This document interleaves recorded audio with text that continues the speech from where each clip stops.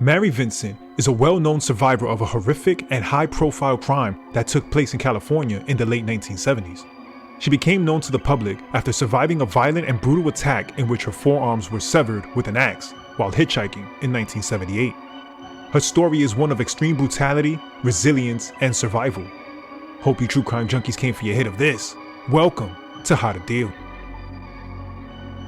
Mary Vincent was a 15-year-old high school student from Las Vegas, Nevada in 1978. She was described as a talented dancer with aspirations of becoming a professional. Her parents were going through a rough and messy divorce, which caused her to run away from their home in Las Vegas. On September 29, 1978, Mary was attempting to get from Berkeley to her grandfather's house in Corona, California, so she tried hitchhiking. While thumbing up the courage, she was picked up by a man driving a blue van. Although there were other hitchhikers waiting nearby, the driver claimed he only had room for one person, and Mary, tired and eager to reach a destination, accepted the ride. The man was Lawrence Singleton, a 51-year-old ex-merchant seaman with no prior criminal record. Mary quickly realized something was wrong when Lawrence took a detour and ignored her pleas to stick to the highway. After stopping the van under the pretense of needing to relieve himself, he attacked her with the sledgehammer, rendering her unconscious. When she regained consciousness, Lawrence tied her up and violently beat her, repeatedly overnight. The next day, in a calculated and brutal effort to prevent her from identifying him, Lawrence tied her up, took a hatchet, and chopped off both of her forearms, first the left, then the right. After mutilating her, he threw her off a 30-foot cliff in Del Puerto Canyon near Interstate 5 and left her for dead. Despite losing both arms and suffering severe blood loss, Mary refused to die.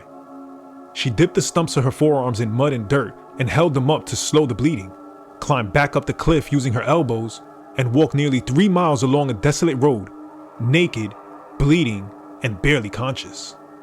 She was rescued by a couple on their honeymoon who immediately got her medical attention. In the hospital, Mary immediately worked with the police to help identify and find her attacker, insisting on postponing sleep to finish creating a composite sketch for investigators. Lawrence Singleton was arrested shortly afterward and convicted of attempted murder and kidnapping. By the time of his arrest, Mary wore prosthetic arms. Mary also testified in Lawrence's trial 6 months after the assault, leading to his ultimate conviction. She won a civil judgment against Lawrence and was awarded $2.56 million, but did not receive the payment due to his unemployment and inability to pay. Also, according to Mary, when she walked by Lawrence in the courtroom, he made an underhanded comment, telling her that he promised to finish her off when he was released from prison. Due to sentencing laws at the time, Lawrence was given 14 years in prison, the maximum allowed, but he served only 8 years for good behavior, being released in 1987. His early release sparked public outrage, especially given the brutality of his crimes and Mary's testimony. After his release, no community wanted him living nearby and was forced to live in a trailer on the grounds of San Quentin prison for a time. The outrage of this sentence resulted in legislation which prevents the early release of offenders who have committed a crime in which torture is used. In 1987, Lawrence's parole led to passage of California's Singleton Bill, which carries a 25 years to life sentence. Once his parole was over, Lawrence returned to his native Florida. In 1990, he was twice convicted of theft, but it wasn't until the spring of 1997 where a neighbor would call police to report Lawrence assaulting a woman in his home in Sulphur Springs, Florida. When police responded, they found the dead body of Roxanne Hayes, a mother of 3, stabbed multiple times to the upper body. Mary Vincent traveled from California to Tampa to appear at Lawrence's sentencing. On February 20, 1998, the jury found Lawrence guilty, and on April 14, 1998, the judge sentenced him to death. Before he could be executed, Lawrence died in 2001 of cancer while on death row in Florida. Mary survived not only the physical trauma, but also the psychological aftermath of the attack. Over time, she received prosthetic arms and adapted to living independently. She became an advocate for victims of violent crimes, helping push for sentencing reforms in California.